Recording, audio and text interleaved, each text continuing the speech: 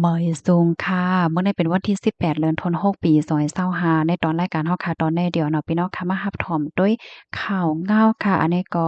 ไฟไหม้โฮงมนต์ซื่อลาวปานแขเนี่ยค่ะปยกที่มีป้าข่าวเงาลองเก็บซึกห้องก้นซึกแหล่เจ็มเจ้าไหนค่ะอ่อนตั้งเปิ้นได้ก็เฮาค่ะมาถมด้วยข่าวคนในอ่อนตั้งค่ะในก็ไฟไหม้โฮงมนต์ซื่อลาวปานแขว่าจังไหน เมื่อวันที่17เดือนธันวาคมที่6ปี2025เข้ายามกลางค่ำ6โมงปลายค่ะเจ้าหน้าที่ฝ่ายจอยเทียมเพ PGF นะคะเนาะเขาเนี่ยก็ไล่รับตึงลาดว่ามีลองไฟไหม้น่ะเนาะเฮิรนตึกอันใดได้ก็มีชื่อว่าเฮงเซ้งเนี่ยค่ะมีไว้อยู่ดีเมียวหวัดดีนั่นน่ะเนาะต่อหน้ากันดังท่าข้ามตาคามตี11วานท่าอัด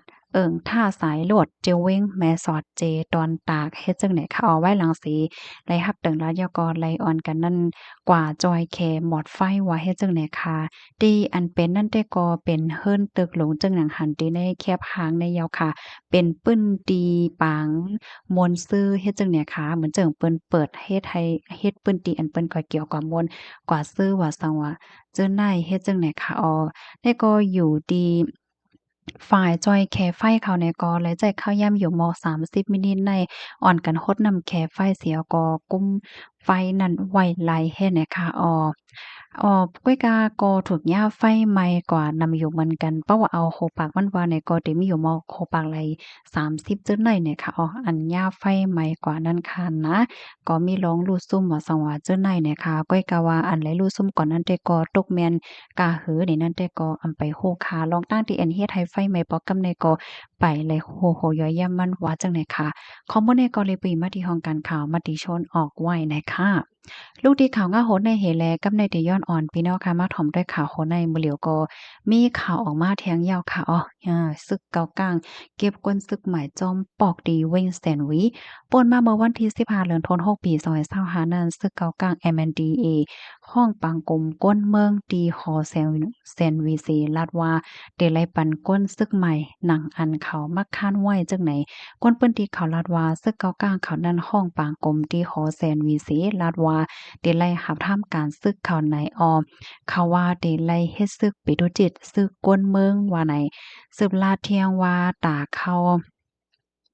ตาเดเข้าหาท่ามการซึกเกากลางในจ้ายิ่งอ่ำว่าไลมักคานอายุ16ถึง30วันในเซตาอายุ30ปลายก็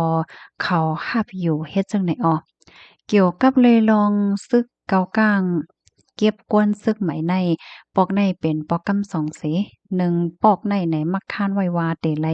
หับการซึก2ก่อพอเป็นปอกใหญ่ได้ก็เตไลเฮ็ดซึก4ก่อต่อ5ก่อเจ้าใน ก้นหนุ่มเว้งแสนหวีก้อนหนึ่งลาดว่าซึกเกากลางเขาย้อนเส้นหมายก้นไว้ค่ะปอเขาห้องก้นอำไลเนี่ยก็มักค้านเอากำซือตัวเหลียวเขาย้อนเส้นหมายดีก้นหลงปอกเขาโกปอกไว้อยู่ค่ะหนังฮือซึกเกากลางเขาเดอำมาห้องถึงเฮิรนถึงเย่นั่นเดไลหาก้นหนึ่งปอกใน2ก่อปันเขาไล่ฮู้ว่าจ้อมในเว้งแสนหวีในก็เตไลปันก้นจ้อมหนังซึกเกากลางเขามักคั่นไว้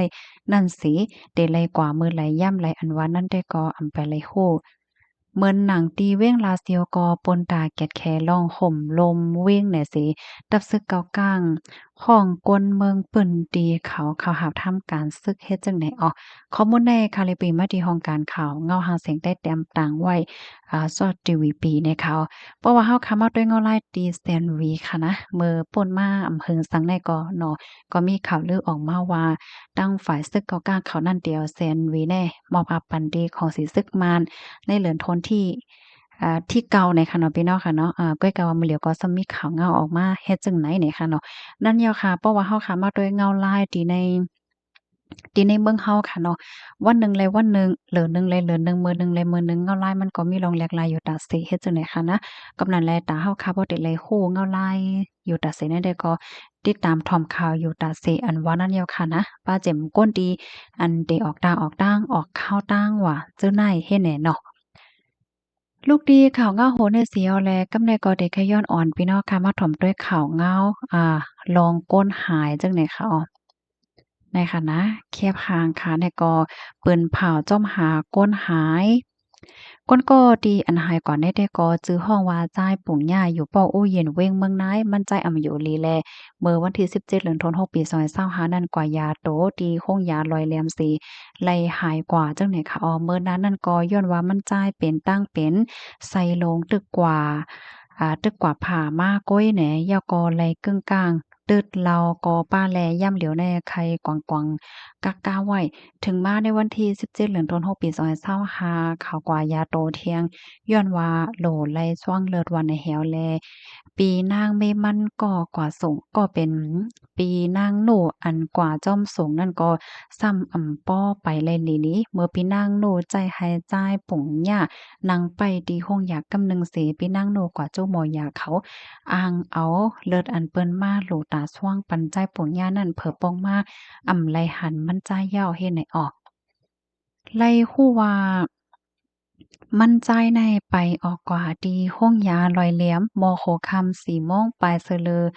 ใจเว้งเจ้าเก่าแลก็เป็นปีนั่งซ้ำไปไลลีหลีกว่าหาถามเปิ้นก็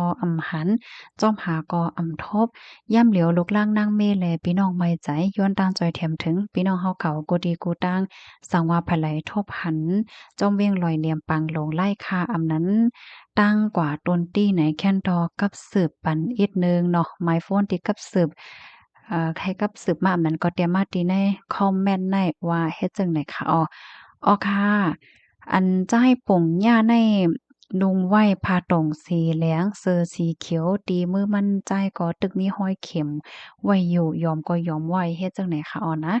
อ๋อค่ะอันนี้ก็หนังหือบ่ได้ฮู้ค่ะเนาะบ่ได้ฮู้ได้หันมั่นใจไว้ๆนั่นก็จอยกันสืบเป็นแพร่แชร์กว่าเสกำน่ะค่ะลูกดีในเฮแลมาถ่อมด้วยข่าวแทงโหนหนึ่งอันนี้ก็เป็นข่าวก้นหายในพี่น้องเฮาค่ะ ได้ซ้ำเป็นจ้ายจื้อฮ้องว่าจ้ายปางอายุเลย18ปีอยู่วานกุ้งหลงเว้งเมืองนายย่ามเหลียวโจข้าวเกี้ยงใหม่เป็นลูกจ้ายลุงปันตี้ปาเหมเสเลยฮู้ว่ามันหายกว่าเลย15วันเหย่าป่นมาเมื่อวันที่2เดือนธันวาคมปี2025หมอกกลางใน6โมงนั้นจ้ายปางลาดว่าเดี๋ยวกว่าหาจู้ฮักมันย้อนว่าจู้ฮักมันโทรฮ้องเนี่ยเสียก็ไล่ออกกว่ายิ้มลดเคิงโอ้ยก็มันกว่าป้า เจมเมอร์นั่นต่อถึงย่ำเหลียวเคิง15วันยาวกอกับสืบจึงหือก็ไลเดว่ากับสืบตีจู้ฮักมันเนี่ยก็ไลฮู้ว่าจู้ฮักมันนั้นเป็นไผถามติโอ้ยก็แลพี่น้องมั่นใจติเว้งเก้งไหมก็ไผหันแม่นมันกับสืบจู้มั่นใจดีโฟนว่าดีแรงดีลายเจ็มกว่าเจ้าไหนก็ไลเสอันแลก็เป็นพ่อแม่พี่น้องไว้ใจอยู่สังว่าหันแม่นเนี่ยจึง ย้อนให้ลาดปันมาเตรียมปันมาที่ในคอมเมนต์เนี่ยก็ไหลอยู่ว่าเฮ็ดจังได๋คะค่ะได้ก็พ่อแม่พี่น้องมั่นใจก็ไว้ใจไว้นะคะข้อมูลตอนนี้ก็ค่ะก็เลยเบิ่งอิงมาที่ห้องการข่าวเงาหางเสียงใต้เตรียมตางไว้นะคะนะเกี่ยวกับเลยลองอันก้นหายว่าสว่าจังได๋คะดังหือ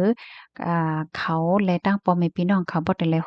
ฮบยากกันไว้นั่นก็จอยกันสืบเปิ้นแพ่แชร์ก่อนใส่กำค่ะและสังว่าพี่น้องเฮาค่ะเนาะ อันรับถอมอยู่ในฮู้ว่าเขามีตินันตินในอันนั้นก็หันตินันตินในไหนก็พี่น้องเฮาค่ะเตรียมมาไลติในคอมเมนต์ในก็ไลค่ะนะอำนั้นส่งเขาก็มาก็ไลเนี่ยค่ะก็ได้ย้อนค่ะเนี่ยก็ได้เอาสืบลัดในปันกว่าเฮ็ดจังได๋หั้นนะยินจมเย็นนำค่ะหมวยทรงค่ะ